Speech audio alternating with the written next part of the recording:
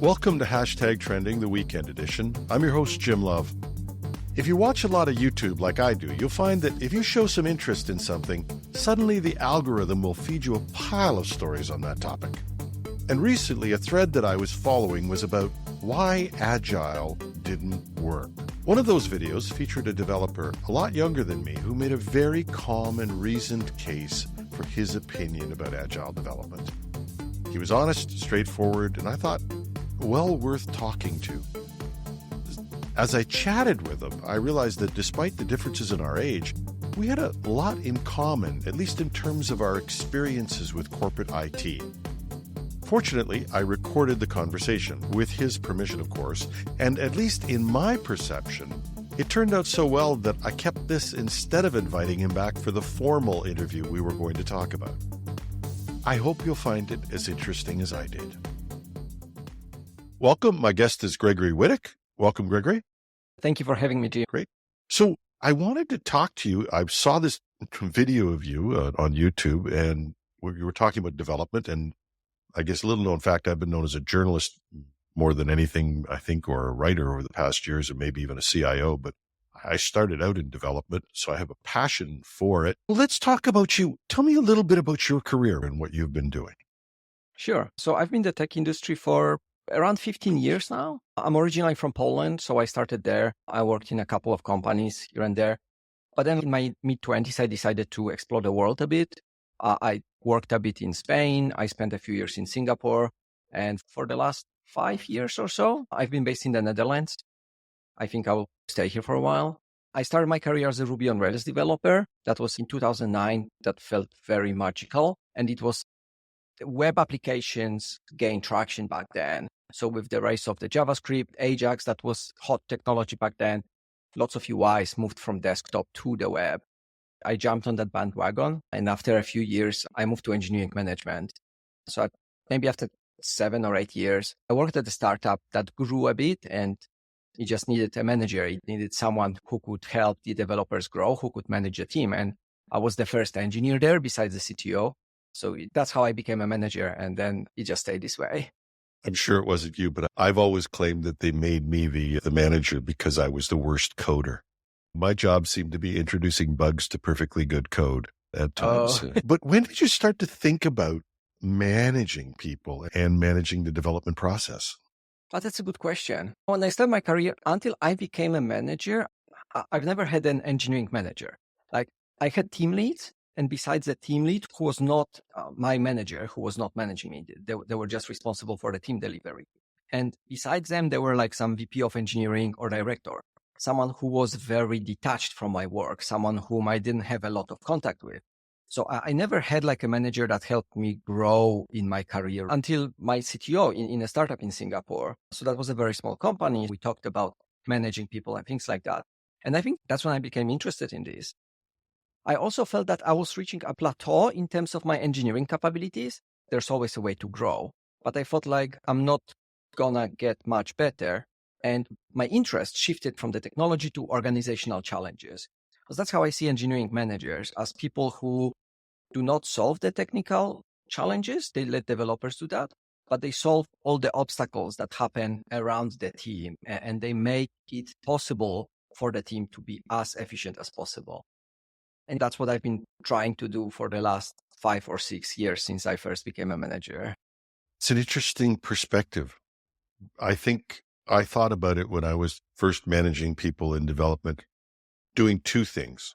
One is challenging them to do things they thought they couldn't do. The second challenge was getting people out of their way and letting them work. And I think that was how I saw the role.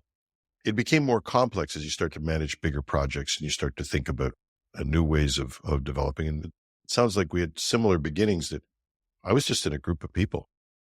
There was a guy who was nominally in charge, but he was the smartest developer. That's why he was the guy that everybody went to. Mm-hmm. And then the next level up was some VP somewhere, manager somewhere, that came in every once in a while and talked to us. There was, we had no structure. And then all of a sudden, as we got bigger, as the company got bigger, auditors came in and they started to ask questions like, where's your structure? Where's your development methodology? How do you keep division of responsibilities? And before we knew it, what we were doing at that time, which was we sat with the business. And I was saying this as a developer, as a person who was helping develop the code or test it and there were very few gradations of responsibilities. You did everything. You go tear paper off the printer if you had to. That was what you did. So we didn't really have operations or development. We did everything. If they got over too many people called in sick in the key punch area, I could easily go out there and the head of key punch would say, "Can you sit in for a few hours?" And you would. I knew everything about the business. Like I had access everywhere. If I don't know, if the DevOps person or the system admin was not there, I had an access to go there and to fix any problem.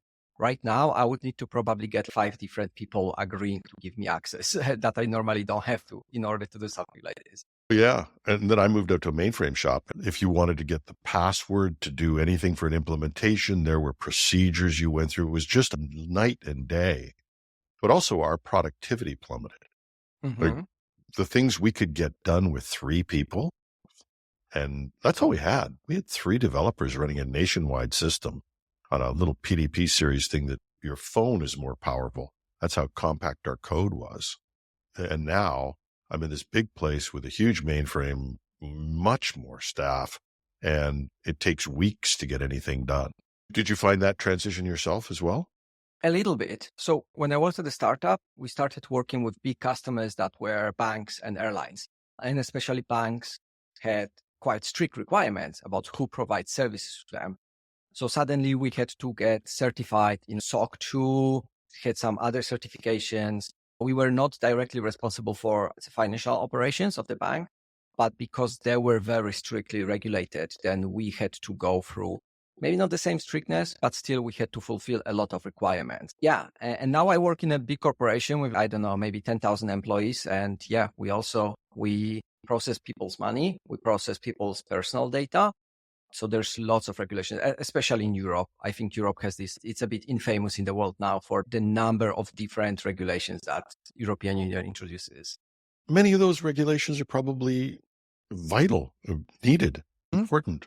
But the question that we have, and I think Agile was the response to this, was to try and recapture some of that direct connection to the business, that ability to move quickly and be agile. How do you maintain that in a big organization?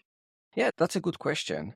When I started university, the Agile was already there. So when I joined the university, my professors, for them, it was a new thing. It was like maybe the idea of Agile was 5 years old. We were still learning a bit of the previous methodologies like the RAD, the Rapid Application Development, and others. But Agile was something that everyone was looking at. It was a kind of a revolution that eventually just who took over this Agile idea just brought it to corporations. The corporations said, no, we can't do it. So they just changed Agile so that it can fit the corporations. And now it seems like it's just yet another tool that corporations use that is very far from the idea that was there originally. At least that's my impression.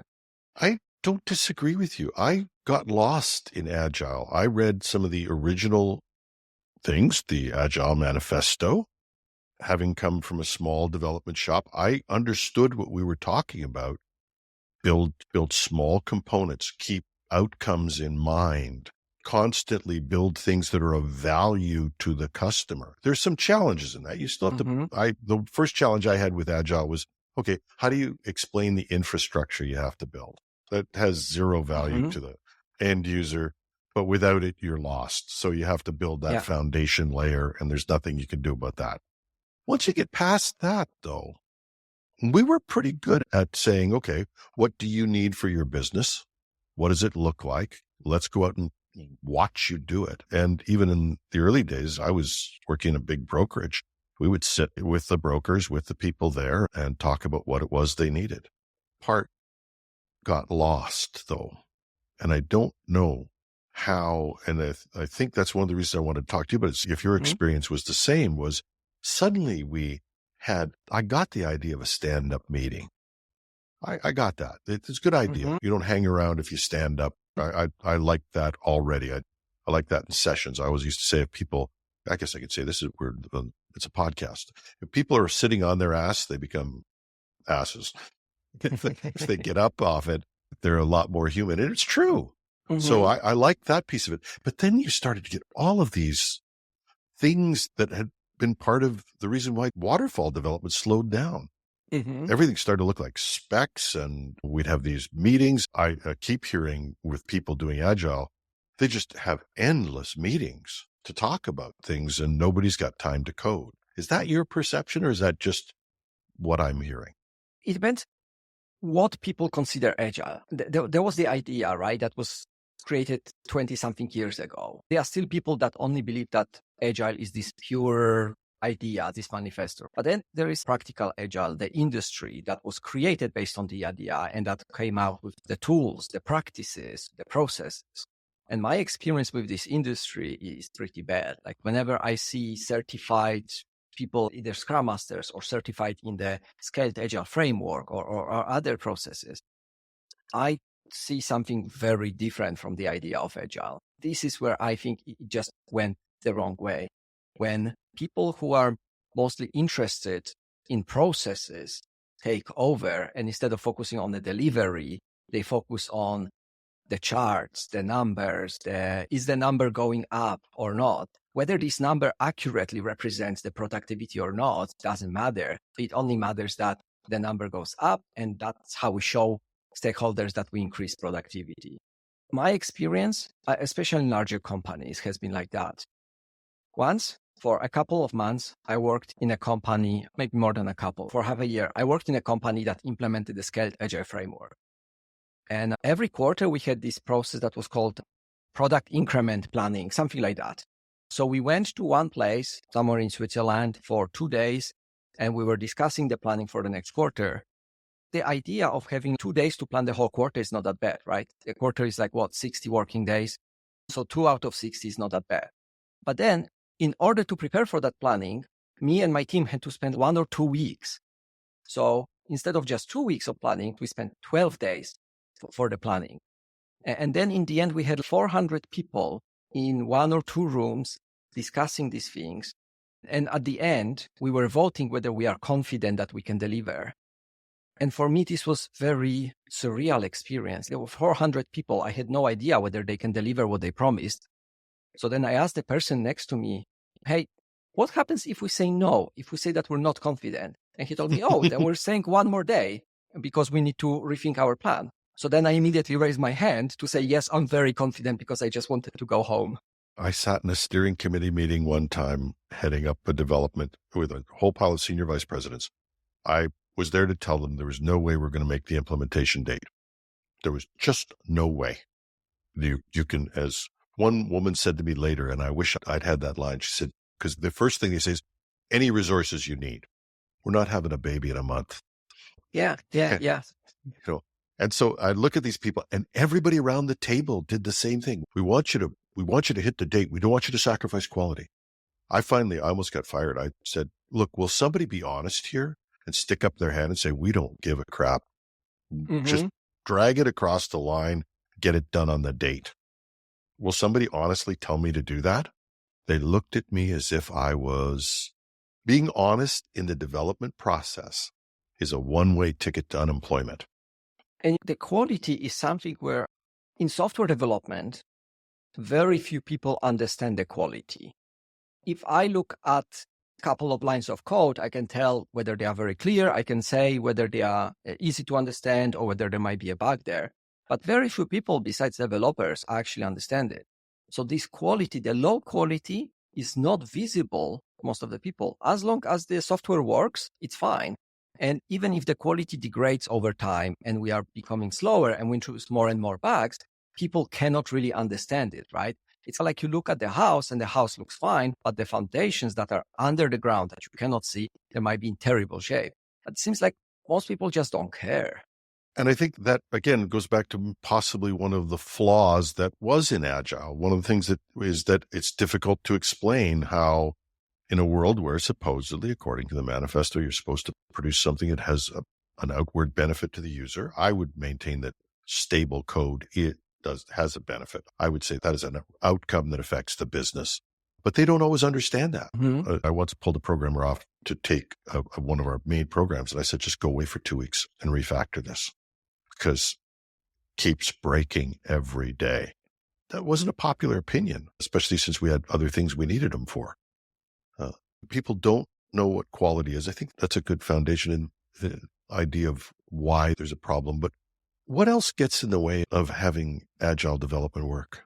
I think that one of the ideas, that's what I believe that Agile is partially about, is empowering people who are building things, right? So empowering the developers team. And that's why they say that developers should be working closely with the customers. That's why they say that the software itself, the working software, is the primary evaluator of success, right? But that's what I see, especially again in bigger companies, is that developers lose the power, or they're never given the power. That power instead goes to people that I call process managers. And that might be the product manager or project manager, or I don't know, delivery manager, however you call it. These are people who are not building things, but they represent the stakeholders, they represent the business. And usually I've worked with tens of product managers and project managers over my career, and their work is truly important. To me, they will always pull towards the business side, right? They will always come and say, no, we need to deliver faster. We need to deliver more. We need to deliver what my boss wants from us. And then the engineering teams that should be able to say, no, we need to work on the foundations. We need to improve the foundations so that later we can go faster. The engineers don't have this power anymore. I don't know if they ever had. My experience is only anecdotal, right? I worked in only so many companies. In some smaller companies, I could do that. I could talk to the VP of product or product manager as two equals. But in bigger companies, I've noticed that my voice disappears, right? That what I'm saying about the quality, about maintaining the pace of work over a longer period of time doesn't go through. And I usually get overridden. And then what suffers is the quality, right? If you ignore it for a long time, then it gets to the point where when you want to start fixing it, it's just so broken that the only way is to either accept that it will always be poor quality, or we put everything on hold for a while and then we focus only on that. But that, I'm sure you have the same experience. If you tell people we will not deliver any new feature for a month because we need to fix problems, then they will say, no, it's impossible. This balance that you try to get between understanding the quality of what you have to produce and why that's important, also the security of the code, which is a huge piece, and then the need for fast development. I think fast development has won, unfortunately. And people are saying this now, you have to deliver every day. Yeah. I find that astonishing that you would want to deliver code every day. And some people are saying, oh, we deliver code 6 and 7 times a day. And I'm saying, why? What makes you want to do that? And how do you maintain safe code? And as we talk about the Cloudflare incident, where are we getting big problems? A lot of implementations failing. We're treating production like beta. And that's a scary part. Yeah, absolutely. And a company that is huge, right? If they say that we deliver a few times a day, it might be that you have, I don't know, say you have 5,000 developers. If you deliver a couple times a day as a company, then there's nothing, right? Because it means that maybe one of every 200 developers delivers something. But if every team delivers every day, it means that you are sacrificing something there. What do you sacrifice? If you want to deliver something very quickly, then people don't have enough time to read your code to understand whether it's the best possible implementation. Then maybe the only thing that you can detect bugs is via automatic scanners that are still like flawed, right? And the same with the security, etc. So you don't have enough time to actually verify that everything's going fine. Constant need for going faster and faster. Yeah. But in fairness, again, to the business users, we built processes where we would do code reviews, we would do walkthroughs, we would do all kinds of really intense examination of what we were about to implement. That takes time. And, I think that it is part of a, I believe, larger trend. So it's not only in software development. We have this trend of short-termism, let's say, where everyone only looks at the next couple of steps. People don't think, it's not everyone, right? But most people do not think years in advance, years ahead. They only think like the next quarter ahead. Let's say public companies release their finances every quarter. So everyone needs to show that every quarter they grow and grow. So if you are just an employee, then what you want to do is you want to deliver results because that will drive your career progression. This will drive your maybe next promotion, right? So you do not focus on building something that will only show in the financial statements a year or two from now, but it needs to show the next quarter. Maybe in a year or two from now, you will not even be in the same company. Because again, like in the short term is right now, developers change jobs every 2 years or so. I think that's the median right now, right? People jump from company to company, and I don't blame them because from financial perspective, from the career perspective, probably this is the best solution. But that means that if you go somewhere, you don't think, how will this look like 5 years from now? Because it's going to be somebody else's problem. And who can blame them? I haven't followed the stats in Europe, but in North America, hundreds of thousands of people in IT have lost their job. You come in and suddenly you're no longer needed. Why would I have an attachment to a company if I'm just like a machine? I'm like a laptop. When I don't need you anymore, I'll get rid of you. And that's why I also tell people, whenever people ask me about the advice, they say, oh, I like the company where I am, but I have a better offer or whatever. And I don't want to do something wrong by my current company. And I tell people, look, if this company was in a bad financial situation, they would probably let you go because companies are like they're soulless, right? They are just abstract concepts where they treat people like resources. Even the term human resources became so prevalent. We just are fine with being called resources. Yeah, but I get it when you're losing money, when you have no money to pay people, or when times get really tough and the company is in problems. Sometimes you have to do the brutal thing and cut people because they are many times one of the biggest expenses. There are better ways to do it. I've gone and pitched it to a CEO of a company that if we all took a 5% cut in management, we wouldn't have to do any layoffs. He looked at me like I'd come from a different planet. I thought he was going to pat me on the head and say, oh, what a nice boy. Yeah. But, or if a company is suddenly worth $3 trillion and is making money and has to let people go, maybe that's the right thing to do. Maybe that's what you have to do. But don't be surprised when people look at you and say, I don't have any ownership here. I'm for hire. As long as you're paying me, I'll do the job. And when you wed that with short-termism you talked about in development, an interesting thing happens. And that is, especially if you have development process, and Waterfall was famous for this. We would have all these steps, none of which delivered any real code or any value or the system, but they were steps you had to take. So you'd get the spec signed off. You'd have your first milestone. You'd do all of these steps. And pretty soon we got pretty good at people will, if you measure something, people will do it. So we would do all these things. You'd get to the end of the project, you'd be 95% complete, and the remaining 5% would take you six months more than you planned. Yeah. But we'd hit every step. We'd done everything. And that's what I was worried about happening to Agile. And that's all of these different things that people placed in it. Were they important? We had our Scrum meeting. We had this meeting. We had these things. We've hit these stats. We've got all these numbers. But are we actually delivering value? I'm glad we had this chat. Maybe Agile didn't fail. Maybe we failed to implement it. That's possible. So when I created, I said that Agile failed software developers. I think that Agile as an industry succeeded. Like most companies now use some form of Agile, whether it's close to this original, the pure version, or whether it's some completely butchered version of Agile, but they call it Agile. The industry that produces the certificates, that creates the new versions of the scaled Agile framework, etc. This industry is growing, right? So in this sense, Agile overtook the world of software development.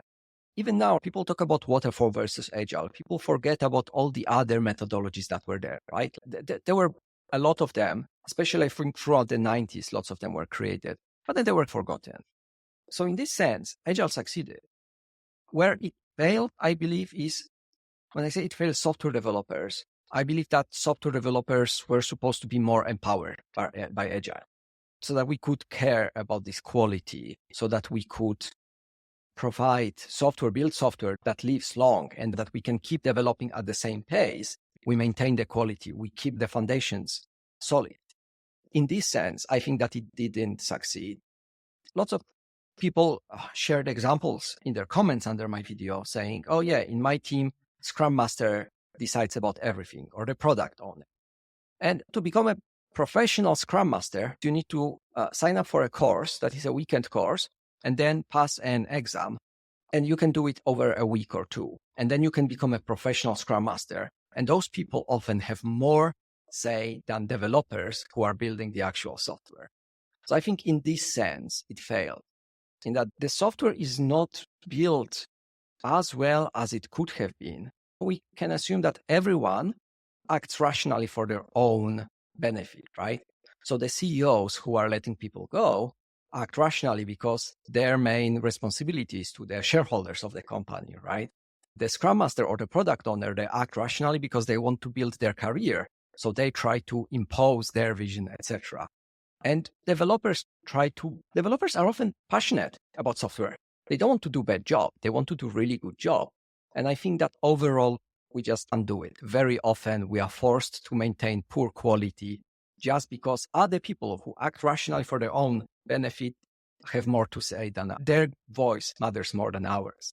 And I think you said earlier as well, it's difficult to convey or to communicate the reasons why code needs to be built with quality. It's easier to see that you made your profit or you didn't make your profit or you made your production numbers. Those things are easier to see and measure. The quality of code and measuring that is probably less objective or less visible. Absolutely. I think you can do it objectively, but it's less visible.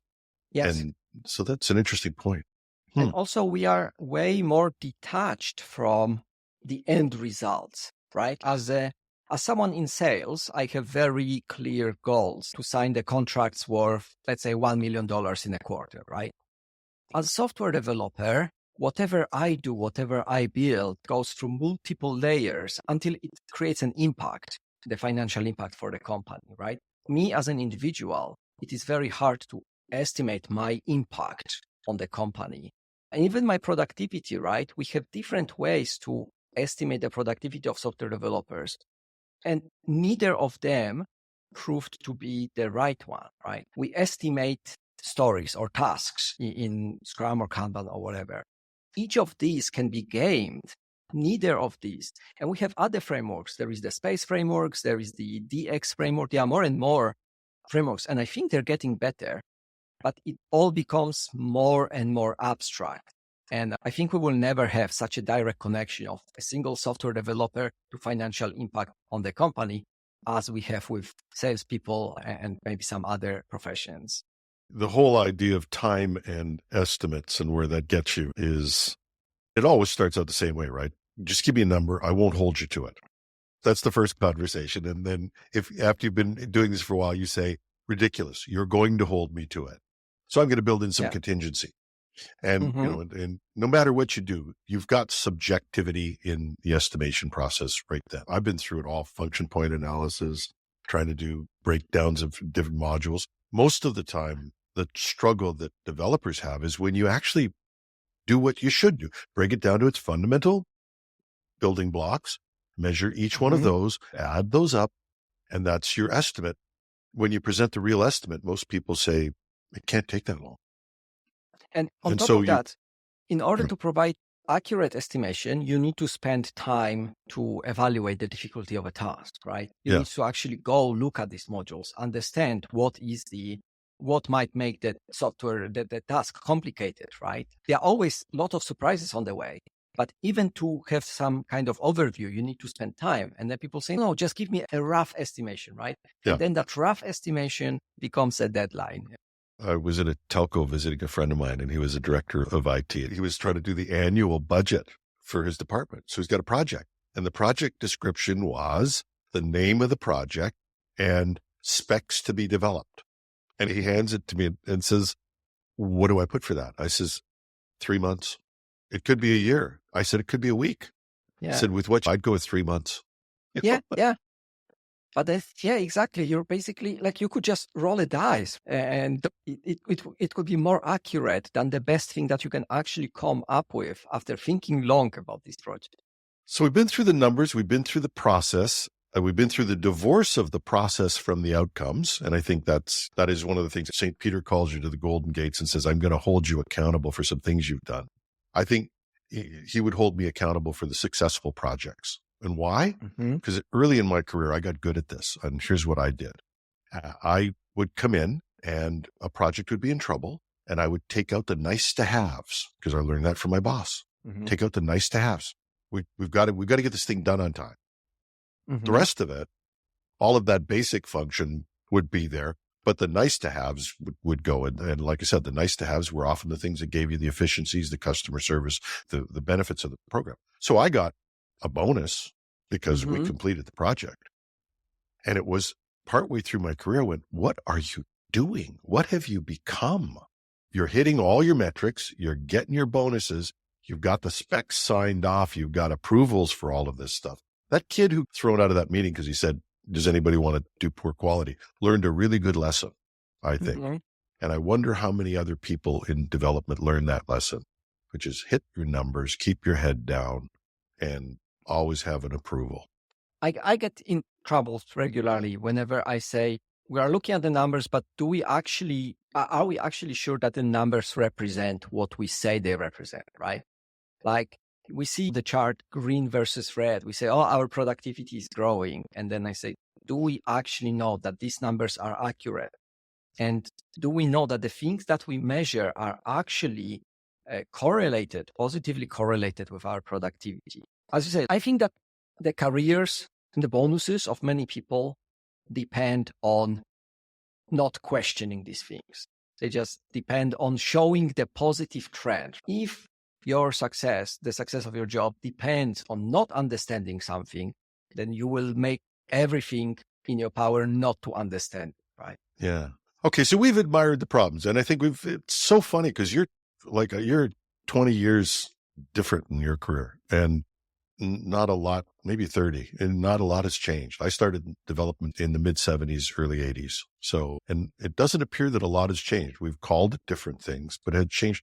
What would you do differently, knowing what you know from your experience now? What should we be doing? Yeah, that's a good question. I think some things are inevitable. Like the bigger the company is, it needs to become slower. You cannot have a company of 1,000 employees going as fast as the company of 3 or 4, just because of the number of connections that you have between people. So the communication becomes more difficult. There are more processes. It's just like society, right? It's harder to convince 1,000 people to do something than 3 people. That's why we have the elections, the representatives, etc. So some things we just cannot change. And the bigger the company, often the more power and responsibility you have in terms of the social impact. A company of 1,000 employees often has so many clients that they store so much sensitive data that they need to comply with more regulations, right? Usually startups, there are exceptions, right? There are companies of 5 or 10 people that have tons of medical data, etc. But as a general rule, the bigger the company, it needs to become a bit slower. But what I think we can do differently is that with multiple layers in each company, we are adding more and more strict processes. If you have, let's say, 2 or 3 layers, right? Then the top layer says, okay, I just want to see the summary at the end of every month. I want to see 3 different metrics. But if you have 7 different layers, then each layer says, okay, I want more details on this and I want more details on that, etc. And when you go to the bottom layer, that is usually the development teams, then you need to comply with so many rules that are actually unnecessary. They were just added by people who want to show off their impact, that it's impossible to work fast. One way is to minimize the number of layers, right? That's often very hard because if someone has 50 direct reports, it's very hard to understand what these people are doing. But if you establish that each layer needs to use the same metrics, they cannot ask for more metrics, they cannot go more into details, they cannot add more burden to the layers below them, then maybe you can remove that burden from the development teams. I have experience from 1 or 2 companies where there were more than a few thousand employees, and they were both very complex. But I believe that the minimalism of the reports is what needs to be introduced. Because in the end, we have multiple layers of managers who are just getting the data from other people and producing another report. And then whoever's above them just looks at the PowerPoint presentation with some numbers, right? Yeah, it is a huge problem because the layers of bureaucracy that we build into companies may be necessary for structural reasons, but they have an inherent flaw. If you're a developer and I'm in the business area, first of all, everybody's in the business. That's our first structural thing. You become IT, I become the business. And we both report to somebody 3 layers above us. Mm-hmm. And so for me to talk to you about something, I got to talk to the guy above me and the woman above me and the man or woman above him. This person hasn't done the job. This request has been rephrased and whatever understanding happens up there. It gets up to that person at the top. They call over their equivalent because they're not going to call you. They're going to call your equivalent. They're going to say, I need this. And then that's going to get passed on. And I thought this was where Agile would make perfect sense, is that me, who was working with the customer, and you, who were doing the development, would get together and propose something that would solve the problem we had. And like I said, I think that was the germ of Agile. I think it had the possibility of breaking down those silos. It brought cross-functional. Every project I've ever done where I've put a cross-functional team together has been way more successful. Mm-hmm. I think we all know that inherently. So can we not do that? I believe we can. The thing is that probably for someone, this makes their job harder. That's what I guess.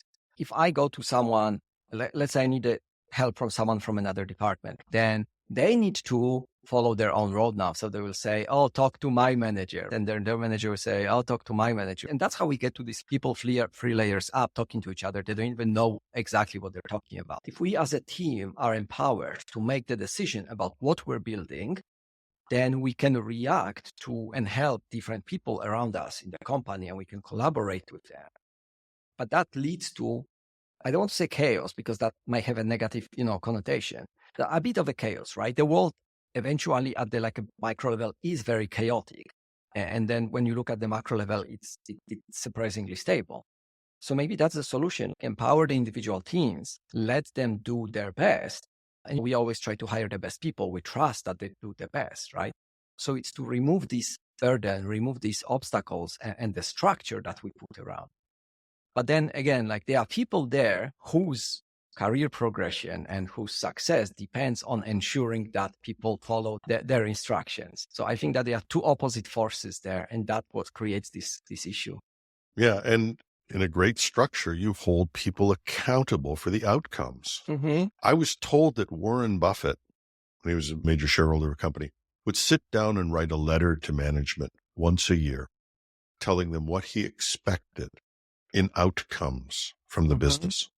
He would give that letter to them, and he would come back at the end of the year and expect those outcomes. Mm-hmm. And that was it. And I think that may be a more brutal world, but it would be better. I think we'd all be better served if we actually understood, here's the outcomes we need. Mm-hmm. You're responsible for making those happen. But that's a difficult thing. And I think that also gets down to why, because the outcome is not just IT, it's processes, it's people, it's so many other factors. And so being able to take all of those into account and share the outcomes, something. And without that, is Agile possible? I'm not sure it is. Yeah, I don't think so. Because I think that it all leads to overly big layers of management. And I'm saying it as a mid-level manager, right? I'm saying at the level where I am, we are part of the problem. And yeah, I think that it leads to these layers of management where everyone feels that they need to have overview of what's happening to ensure that everything goes according to the plan. In this example that you provided, Warren Buffett was very hands-off. He just tell to the manager, this is what I expect from you. Now, I hope that those managers also told to their direct reports, just okay, this is the outcome that I expect. But possibly they were micromanaging everyone below them. So I believe that the true Agile is when you empower the teams and when you talk about the outcomes, right? And you hold people accountable, exactly as you said. This version of the corporate Agile that we have and that is so prevalent now is not based on the outcome. I think it's based on the output, right? It's based on some data that people choose to track, right? You said it very accurately. There's output and there are outcomes. Mm-hmm. Outcomes have value to people. Output is a measurement of a step. Mm-hmm. And the two aren't necessarily correlated. Because I have massive output does not mean I get the outcomes I want. And that may be the fundamental piece that's broken. And on a pretty low level, like looking at Scrum Masters or product owners, often their goal is to increase the velocity of the team. But that's output, right? Because the velocity is very abstract concepts. The story points are abstract concepts. So we are increasing abstract numbers that may have no connection whatsoever to reality. But that's what success is defined as for those people in their job, right? So at some point in all these layers, we are switching from the outcome that we want, which is usually improve the revenue or achieve certain results, the outcome. That's like that. We switch to the output. And I don't know why exactly. Maybe it's because at some point, this translation, like it's very hard to measure the outcome, right? So then we go the easy way. Like you say, I don't know what to measure, but I need to measure something. So let's measure the output because that's the way, that's the easiest way.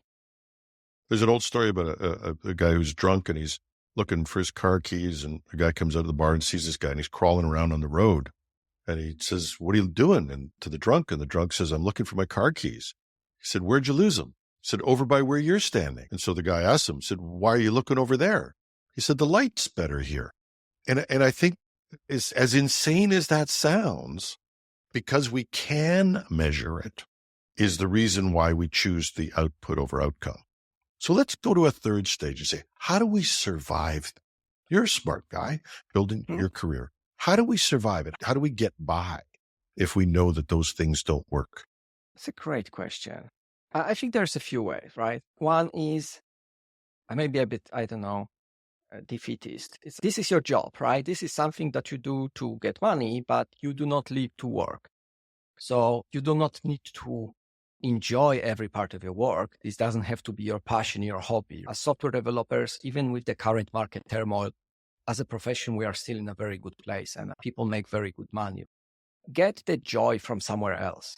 People, family, hobby. You can do part-time work for some NGO. You can help your local community, right? You can get out, talk to your neighbors, organize a festival for your neighborhood or for the kids or something, right?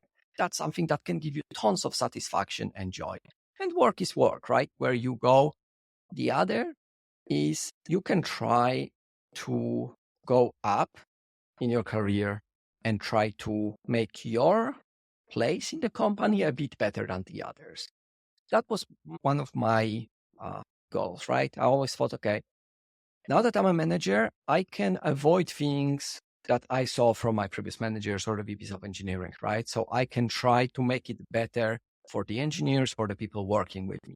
I don't know if I succeeded because eventually you become part of what you vowed to stop, right? Because you think, oh, then if I go even higher, then I can make a bigger difference. But in order to go higher in your career, you need to blend in and eventually you become part of this corporate machine. But you can try and make it part of your mission.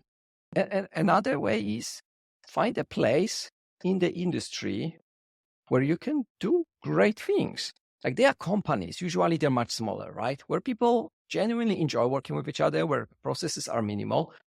Often the salary is lower there because those companies, corporates usually have higher revenue per employee with some exceptions, right? So in corporate, usually you can get bigger salaries. But you can work for a small company where you still can make a difference, where you work in a great environment and where you can genuinely enjoy and do something at the level of quality that you want. So there are different ways, right? Probably there are more. Each of them is a bit of a trade-off, right? There's no perfect solution here. Gregory, this is a fascinating conversation. I think we came to the point of saying we've raised a problem and neither one of us has the solution to it. And I'm sure there's somebody listening out there who's saying, wait a minute, I got the solution. And I'd love to hear from them. And if you're out there and you're listening to this, you can reach me at editorial@technewsday.com. Be glad to hear from you. The email is posted with the show notes. Love to hear that. But it was a refreshing conversation to have. Much for coming in. I enjoyed this a lot, Jim. Thank you for having me. I'm going to get the comments that are going to come in. I'm going to send you a note. If people send us comments, I'll send them off to you. Great meeting you. Awesome. It was nice to meet you. Thank you so much.